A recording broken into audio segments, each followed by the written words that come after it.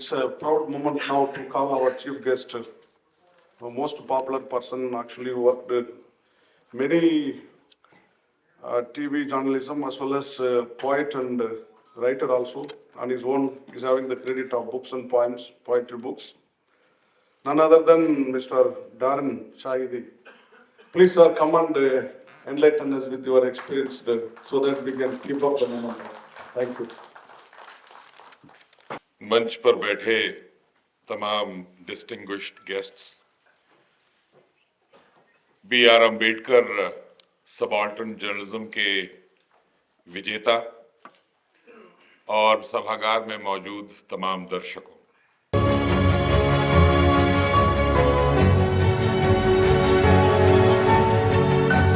सबसे पहले तो संविधान निर्माता श्री B.R. अम्बेडकर जी को शत शत नमन। जय भीम। दोस्तों, मैं कोई इंटेलेक्चुअल नहीं हूं, मैं पत्रकार हूं और बहुत लंबा भाषण देना नहीं जानता हूं। मैंने पिछले 30 साल में पत्रकारिता की है और बड़े बड़े पत्रकारों से इंटरैक्ट किया है और बड़े जो BBC के बहुत बड़े पत्रकार रहे हैं उनसे इंटरैक्ट किया है और हमारे कंटेम्पररीज जो जर्नलिस्ट हैं, बहुत मशहूर, कुछ बहुत मशहूर, कुछ बहुत बदनाम, उन सब लोगों के साथ काम किया है।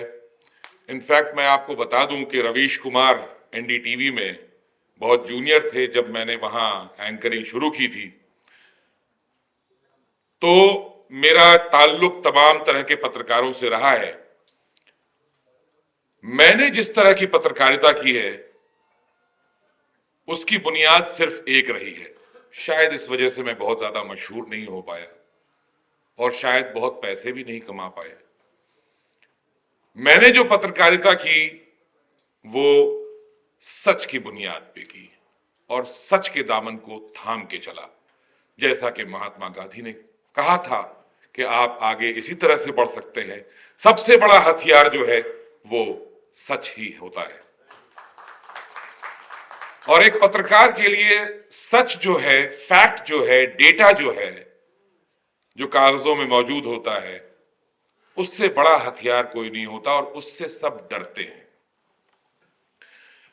मैं बहुत बहुत बधाई देना चाहता हूं सुरेंद्र जी को, सुरेंद्र भाई को, टाउन हॉल टाइम्स की तरफ से ये अच्छा कार्यक्रम ऑर्गेनाइज करने के लिए। हमसे पहले वक्ताओं ने बहुत ओजपूर्ण भाषण दिया, अंग्रेजी में, हिंदी में। मैं आपको ये बताना चाहता हूं, जो बडिंग सबाल्टर्न जर्नलिस्ट हैं, कि आपके सामने बहुत सारे खतरे हैं और आपके सामने बहुत सारी साजिशें हैं। राजनीतिक साजिश है, धार्मिक साजिश है, आर्थिक साजिश है, जो आपकी आवाज को ऊपर नहीं जाने देना चाहती है। समय बदल रहा है। पत्रकारिता अखबारों में होती थी, पत्रकारिता रेडियो में होती थी, पत्रकारिता टीवी में आई, वो सब संक्रमित हो गई, वो सब जो है प्रदूषित हो गई। पत्रकारिता अब सोशल मीडिया में आ गई है। पत्रकारिता अब डिजिटल माध्यम में आ गई है, जहां के सबाल्टर्न जर्नलिस्ट को ज्यादा अपॉर्चुनिटीज हैं, क्योंकि ये एक तरह का चर्निंग प्रोसेस है और एक तरह का democratisation of media and free voices. मुझे मेरे इंट्रोडक्शन में कहा गया कि मैं एक पोएट भी हूं। माफ कीजिएगा, मैं पोएट तो नहीं हूं, लेकिन पोएट्री पढ़ता जरूर हूं। मैं बहुत, मुझे पसंद है। तो जब साजिश की बात चल रही है तो बहुत सारे पोएट्स ने बहुत सारी बातें कही हैं और फ्री स्पीच के बारे में भी बहुत सारे पोएट्स ने बहुत सारी बातें कही हैं। तो चंद पंक्तियां मैं अर्ज करना चाहता हूं। एक बड़े मशहूर पोएट रहे हैं, धूमिल गुजरे हैं, उनकी चंद पंक्तियां हैं कि एक आदमी रोटी बेलता है, एक आदमी रोटी खाता है। एक आदमी रोटी बेलता है, एक आदमी रोटी खाता है, एक तीसरा आदमी भी है जो न रोटी बेलता है न रोटी खाता है, वो सिर्फ रोटी से खेलता है। मैं पूछता हूं, वो तीसरा आदमी कौन है? मेरे देश की संसद मौन है। देखिए, फैज अहमद फैज साहब जो हैं, जो हिंदुस्तान के बहुत बड़े शायर थे, पाकिस्तान बनने के बाद पाकिस्तानी शायर कहलाने लगे, लेकिन हम तो हिंदुस्तानी ही शायर कहेंगे। बहुत रोमांटिक पोएट थे और बहुत रिवॉल्यूशनरी पोएट भी थे। फ्री स्पीच के बारे में क्या कहते हैं कि बोल के लब आजाद हैं तेरे, बोल के लब आजाद हैं तेरे, बोल ज़बां अब तक तेरी है, तेरा सुतवां जिस्म है तेरा, बोल की जां अब तक तेरी है, बोल ये थोड़ा वक्त बहुत है, जिस्म ज़बां की मौत से पहले, बोल के सच जिंदा है अब तक, बोल जो कुछ कहना है कह ले। दोस्तों, हमसे पहले बहुत सारे पत्रकार आए और चले गए। बहुत सारे लोगों ने सच का दामन पकड़े रखा, सच का दामन थाम के रखा, एंटी एस्टैब्लिशमेंट बातें कहते रहे, सरकारों को एक्सपोज करते रहे, सच का दामन नहीं छोड़ा। गौरी लंकेश मार दी गई, दाभोलकर मार दिए गए, कलबुर्गी को मार दिया गया, और भी पता नहीं कितने लोगों को मार दिया जाएगा। जिक्र किया यहां पे दाभोलकर और कलबुर्गी जी का। लेकिन ये जो कारवां है वो चलता रहेगा। मुझे नहीं लगता कि इस देश में सच बोलने वालों की कमी है और सच्ची पत्रकारिता करने वालों की कमी है। एक को मारा जाएगा, 100 पैदा होंगे, और यही संख्या बल जो है वो हमारी सबसे बड़ी शक्ति है। अब बात यह है कि हम इस संख्या का इस्तेमाल कैसे करते हैं। जमाना बदल रहा है, मीडिया बदल रहा है, टेक्नोलॉजी बदल रही है, लेकिन जैसे ही हम अपनी आवाज उठाने की कोशिश करते हैं, वो साजिशें एक बार फिर एक्टिव हो जाती हैं, वो ताकतें एक बार फिर एक्टिव हो जाती हैं कि कैसे इस आवाज को दबाया जाए। मसलन सोशल मीडिया है, हमारे लिए बहुत आसान हो गया है, बहुत डेमोक्रेटाइज हो गया है मीडिया, और बात कहने का तरीका जो बदला है वो इस वजह से बदला है कि अब हमारे पास सोशल मीडिया प्लेटफॉर्म्स हैं। लेकिन आप देखिए कि किस तरह से साजिश, किस तरह से ताकतें फिर एक्टिव हो रही हैं। सबके हाथ में एंड्रॉयड मोबाइल फोन है, सबके हाथ में कैमरा है, सबके हाथ में वॉइस रिकॉर्डर है, जिससे कि पत्रकारिता की जा सकती है। पत्रकारिता करना अब बहुत मुश्किल और महंगा नहीं रह गया। ऑडियो विजुअल या डिजिटल पत्रकारिता अब महंगा नहीं रह गया, तो सबसे बड़ा काम हमारा आसान हो गया। लेकिन आप ये देखिए कि उसमें डेटा यूज होता है। जियो वाले ने डेटा जो है आपको शुरू में फ्री में दिया, उसके बाद फिर उस पे पैसे लगाने शुरू कर दिए, महंगा कर दिया। हमारी संख्या इतनी ज्यादा है कि अगर हम अपनी बात को कहने की कोशिश करें किसी भी प्लेटफॉर्म पे, तो वो बहुत आसानी से एम्प्लीफाई हो जाती है। हमारी संख्या ज्यादा है, लेकिन उस एम्प्लीफिकेशन से कुछ लोग डरते हैं। उस एम्प्लीफाई करने के तरीके को आपको वो दबाने की कोशिश करेंगे, डेटा महंगा कर देंगे, काम खत्म। आप क्या बोलेंगे, कहां बोलेंगे? चलिए, डेटा महंगा नहीं होता है। सोशल मीडिया प्लेटफॉर्म्स हैं, जैसे अभी यूट्यूब चैनल है, फेसबुक है, और ट्विटर है, और इंस्टाग्राम है। ये सारी जो प्लेटफॉर्म्स हैं, ये सब हमारे लिए चीजें आसान बना रही हैं। हम अपनी आवाज पूरी दुनिया तक पहुंचा पा रहे हैं, डिजिटल माध्यम से हम अपनी आवाज पहुंचा पा रहे हैं। हर पत्रकार के हाथ में एक हथियार है, मोबाइल फोन के रूप में। लेकिन हम इसे कहां तक ले जा पाएंगे और आगे कब तक हम इसका इस्तेमाल कर पाएंगे, क्या मालूम कि आने वाले समय में जो फेसबुक है और जो ट्विटर है और जो इंस्टाग्राम है और जो यूट्यूब है, आज की तारीख में बहुत सारे प्लेटफॉर्म्स आपके लिए फ्री हैं। कल को अगर आप उनका नुकसान करने लगेंगे और उनके आकाओं के खिलाफ आवाज उठाने लगेंगे और उनके आका अगर उन्हें इशारा कर देंगे कि अब इसको फ्री मत रखो, इसे महंगा कर दो, तब हम कहां जाएंगे? तब हमारे लिए क्या ऑल्टरनेटिव होगा? आप देख लीजिए, ट्विटर जो है एक हैंडल है जिसे इलॉन मस्क चलाता है, और उसमें पैसे दे करके आप प्रीमियम हैंडल खरीद सकते हैं। प्रीमियम हैंडल क्या है? उसमें आप लंबे वीडियो डाल सकते हैं, उसमें आप लंबे आलेख लिख सकते हैं। उसी तरह से फेसबुक भी कर सकता है आगे चल के, उसी तरह से यूट्यूब भी कर सकता है, लेकिन हम उन्हें अपनी संख्या के बल पे हरा सकते हैं। बताता हूं कैसे। अगर हमें जिंदा रहना है और अगर हमें सरवाइव करते रहना है और सबाल्टर्न जर्नलिज्म को उरूज पर पहुंचाना है, तो हम अपनी बात कहें। बातें तो बहुत कहने के लिए हैं, लेकिन बात कैसे कहें और कहां कहें, यह बहुत इंपॉर्टेंट है। आप सब लोगों को मालूम है कि ये तमाम चीजें जो है बाजार से ड्रिवन है। बाजार ही एक ऐसी ताकत है जो इन सब प्लेटफॉर्म्स को और जितने भी माध्यम हैं उन सबको ड्राइव कर रहा है।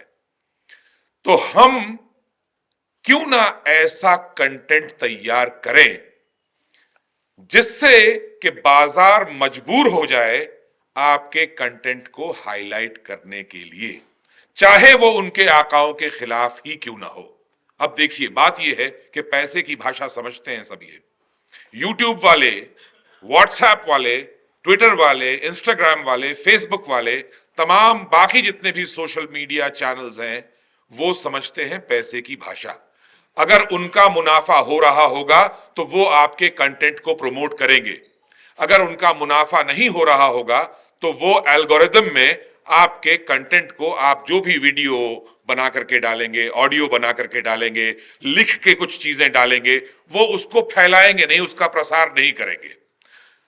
तो हमें ये सोचना पड़ेगा कि आने वाले समय में, अब तक तो हम लोगों ने बहुत अच्छा काम किया है, सबाल्टर्न जर्नलिस्टों ने अपनी एक आवाज अलग से बना ली है और इसके लिए वो बधाई के पात्र हैं, उसके लिए वो तालियों के भी पात्र हैं।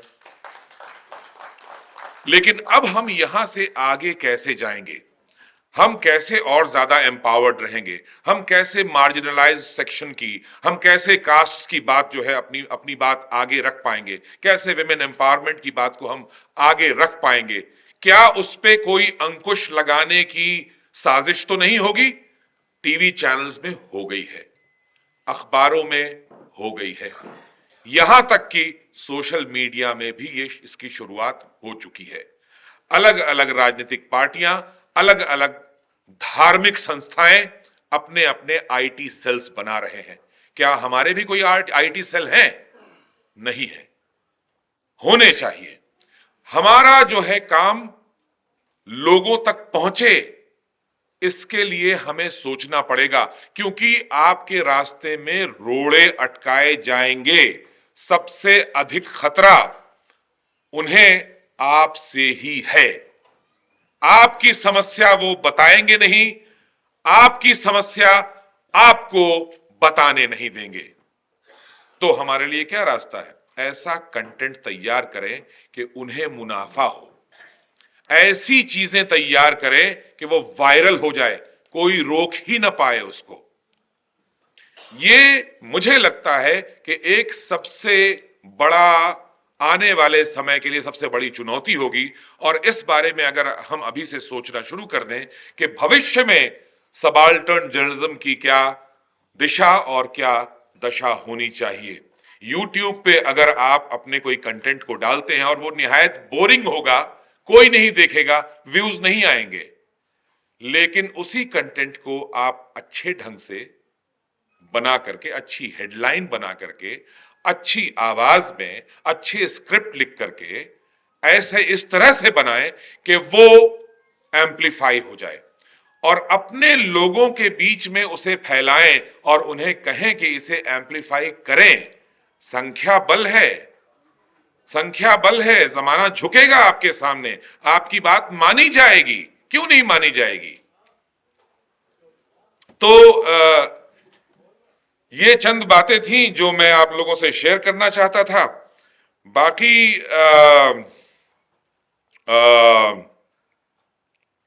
हाँ, एक पॉइंट है जो बहुत इंपॉर्टेंट है और मेरा ख्याल है कि सुरेंद्र भाई इस बात को कर रहे हैं बहुत अच्छी तरह से टाउन हॉल टाइम्स के माध्यम से कि जो डोमिनेंट नैरेटिव्स हैं उसको चैलेंज करना चाहिए। How do we do it? Questioning and critiquing the dominant discourses and power structures in the society. दूसरा है प्रोमोटिंग सोशल जस्टिस। ये हम लोगों को लगातार अपने साथ करते रहना चाहिए। हैशटैग का हम इस्तेमाल कर सकते हैं सोशल मीडिया पर। जो कीवर्ड्स हैं उसको हम लगातार सोशल मीडिया पे डाल सकते हैं। अखबारों में, टीवी में या नेट पे जो हमारे आर्टिकल्स जाते हैं उसमें हैशटैग डाल सकते हैं जो सोशल जस्टिस को प्रमोट करे। और एडवोकेसी की यहाँ पे बात हुई, बहुत सारे लोगों ने बातचीत की। तो जो राइट्स हैं और इंटरेस्ट ऑफ मार्जिनलाइज्ड कम्युनिटीज हैं उसकी बात बहुत जरूरी हो जाती है। Decolonising media, challenging the Eurocentric and patriarchal biases in mainstream media. हमें सिर्फ अपना काम आर्टिकल लिख करके या वीडियो बना करके खत्म नहीं हो जाता। हमारा काम जो है उसके आगे भी जाता है। और जो बात मैंने अभी कही कि हमें लगातार चैलेंज करना है पैट्रियार्कल बायसेस और मेन स्ट्रीम मीडिया में जो चीजें चल रही हैं, जो आमतौर पे या तो राजनीतिक गलियारों से, सरकारी महकमों से, प्रेस विज्ञप्ति के माध्यम से किया जाता है। मेन स्ट्रीम चैनल्स में खबरें तो रह नहीं गई हैं। अब खबरों के रूप में आपको टीवी चैनल्स पे और अखबारों में जो चीज नजर आती है वो यही है कि सरकार ने क्या अच्छा काम किया। अब अखबार भी यही बात कह रहे हैं और टीवी चैनल भी यही बात कह रहे हैं कि सरकार ने क्या अच्छा काम किया। और सरकार के पास अलग से बजट भी है कि सरकार ने क्या अच्छा काम किया इसके लिए एडवर्टाइजमेंट देने के लिए। तो आपका पैसा हर तरफ इस्तेमाल हो रहा है सरकार के गुणगान के लिए। इसको चैलेंज करना बहुत जरूरी है कि सरकार ने क्या किया। ये तो सरकार के पास पैसा है, वो बताएगी एडवर्टाइजमेंट दे करके अखबारों में। सरकार ने क्या नहीं किया वो बताना है ना पत्रकारों का काम। तो इसलिए मुझे लगता है कि ये बहुत अच्छी शुरुआत है। ये सबाल्टर्न जर्नलिज्म का अवार्ड देना, मेरा ख्याल है कि इससे बहुत एनकरेज होंगे जो हमारे यंग पत्रकार हैं, जो युवा पत्रकार हैं। उनके लिए एक जोश का सबब है ये कि आप अपने काम को किस तरह से आगे आने वाले समय में बढ़ाएं।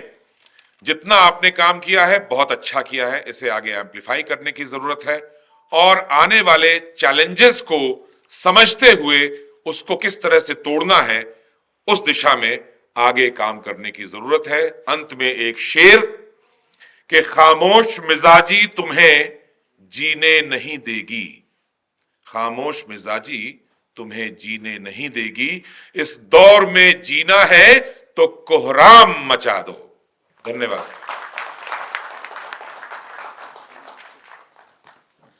Thank you very much, sir, for such enlightening words. And this so reflects your experience actually in the journalism. Thankfully and hopefully the future generation will take up your words seriously and then we'll move forward. Thank you, sir. हमारे channel बहुजन दस्तक को like, share, subscribe देखना मत भूलिएगा। जय भीम, जय भारत, जय संविधान। नमो बुद्धाय। धन्यवाद। चैनल आर्थिक समस्या से गुजर रहा है। अगर आप बहुजन समाज में बाबा साहेब अम्बेडकर और तथागत बुद्ध की विचारधारा को अधिक से अधिक लोगों तक पहुंचाना चाहते हैं तो हमें आर्थिक सहयोग प्रदान करें ताकि हम अपने चैनल के माध्यम से देश विदेश में समता, बंधुता, एकता और संवैधानिक अधिकारों को ज्यादा से ज्यादा लोगों तक पहुंचा सकें। आप अपनी सहायता राशि नीचे लिखे खाते में जमा करा सकते हैं। खाता धारक गौतम रत्ना, खाता संख्या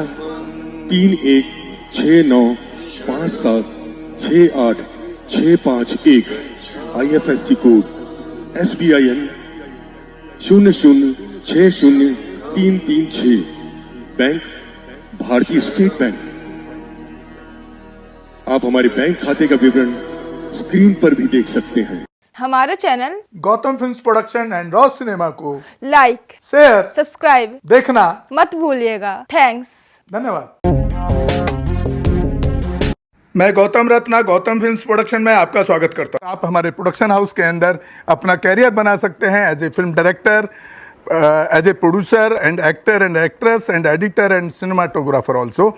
अगर आपको फिल्म से रिलेटेड कुछ भी प्रोजेक्ट आपको बनवाना है तो हमारे पास में पूरा सेटअप है, जिसमें फिल्म कैमरा है, शूटिंग लाइट्स है और एडिटिंग है। सारा A to Z एक ही जगह पर आपको हमारे यहाँ पर मिल जाएगा। तो दोस्तों, आप हमें कांटेक्ट कर सकते हैं हमारे नंबर्स पर 9810085714 और 8510005714। हमें मेल भी कर सकते हैं gautamfilmsproduction@gmail.com पर। धन्यवाद।